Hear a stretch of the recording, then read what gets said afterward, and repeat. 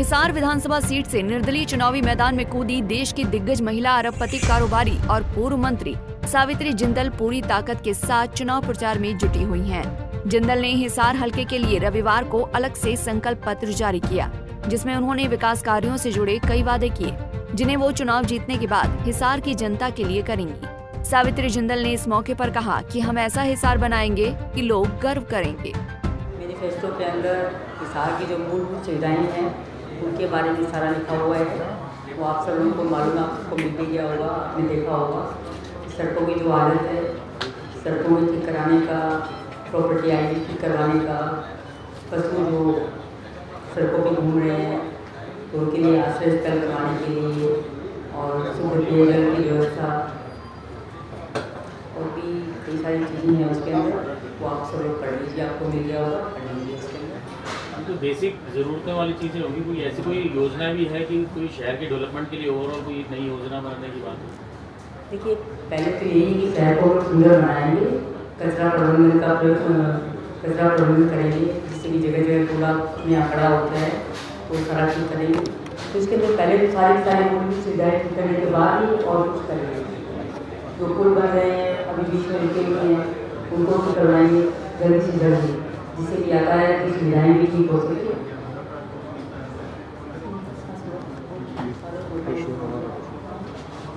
पहले आप क्या पहले जब आप मंत्री थी सावित्री जी, जब आप पहले मंत्री थी तब क्या सपने रह गए थे जो अब आप पूरा कर देंगी हिसार के लिए, ये बताइए। देखिए, मैंने उस समय भी जो काम तो करवाए थे 10 साल में, और आप लोगों को सबको पता है कि जैसी मूलभूत सुविधाएँ बना गई हैं, मैं वापस उन लोगों से करवाऊँगी कि लोगों को मूलभूत सुविधाएँ ज़्यादा चाहिए, क्योंकि सड़कें ठीक हों, पानी की व्यवस्था ठीक हो, पानी की निकासी का प्रबंधन ठीक से हो, सीवरेज व्यवस्था ठीक हो।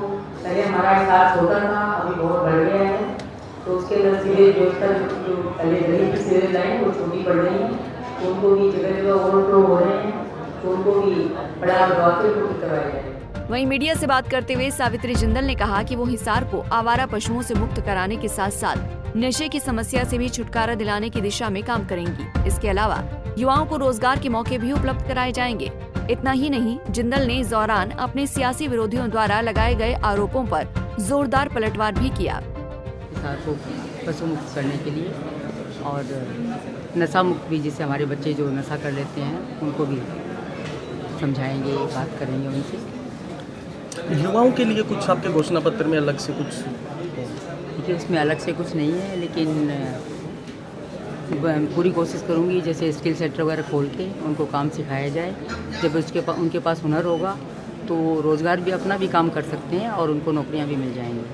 तो पिछले 10 साल में कितना विकास हिसार में हुआ है, कैसे आप देखते हैं? देखिए, उस समय मैं राजनीति में नहीं थी, तो इसलिए विकास की तरफ मेरी वैसी कोई बात नहीं है। हाँ, मैं अपने लोगों से ज़रूर मिलती रही थी और उनके सुख दुख में ज़रूर भागीदारी करती रहती थी, मिलती रहती थी।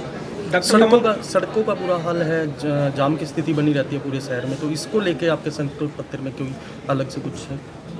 नहीं, जाम की जो स्थिति बनी रहती है उसको भी पूरा प्रयास करेंगे कि उसको ठीक करवाएं, कि जिससे जाम की स्थिति ना बने।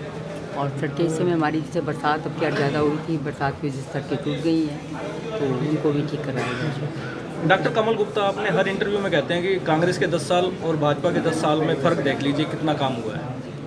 देखिए, मैं इस बारे में वैसे कुछ नहीं कहूँगी, लेकिन आप लोग खुद समझ सकते हैं कि 10 साल पहले जो काम हुए थे और बाद में जो काम हुए हैं। एक वो बात हर वक्त कहते हैं कि जो देश की सबसे अमीर महिला है वो आपको हिसार में कभी नहीं मिलेगी, दिल्ली या बॉम्बे मिलेंगी, तो उस पर आप क्या कहना चाहेंगे? मैं हिसार में रहती हूँ, सभी लोग बीच बीच में कहीं कहीं जाते हैं, तो मैं भी बीच में 2-4 दिन के लिए जाकर वापस आ जाती हूँ, क्योंकि हिसार मेरा घर है, यहाँ मेरा पूरा परिवार रहता है, मैं यहीं पर रहती हूँ। डॉक्टर कमल गुप्ता ये कहते हैं कि वो 24 घंटे घर पे मिलेंगे, लेकिन जो है दूसरे जो प्रत्याशी आपको टारगेट करके कि वो तो दिल्ली रहेंगे, आपको दिल्ली जाना पड़ेगा काम के लिए। ऐसी कोई भी बात नहीं है, मैं बराबर आप मेरे लोगों से पूछ सकते हैं कि जब भी उनको ज़रूरत पड़ी है मैं उनके बीच में हुई हूँ, और हरदम मिलकर उनके जो भी काम हैं या सुख दुख जो भी है मैंने उनको साथ मिलकर बांटा है। तो हिसार की जनता कैसा समर्थन मिल रहा है आपको? क्योंकि हिसार मेरा परिवार है और मेरे परिवार के लोगों ने ही मुझे चुनाव लड़ने के लिए प्रेरित किया, मैं उनकी वजह से ही चुनाव लड़ रही हूँ।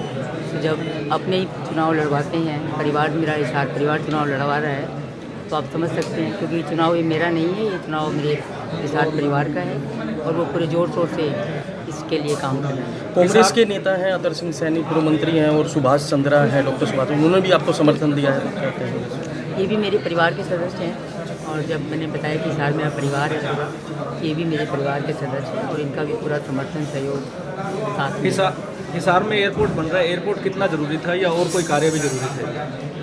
देखिए, एयरपोर्ट भी ज़रूरी है और बाकी और काम भी जो वो तो होते हैं, वो ज़रूरी होते हैं। तो एयरपोर्ट बनेगा तो हमारे हिसार का नाम होगा और लोगों को आने जाने की सुविधाएं ज़्यादा अच्छी हो जाएंगी, जो कि बाहर से लोग आते हैं। हिसार से दिल्ली जाने तक तो नहीं, लेकिन हाँ, हिसार से कोई बाहर जा रहा है उसके लिए आराम हो जाएगा।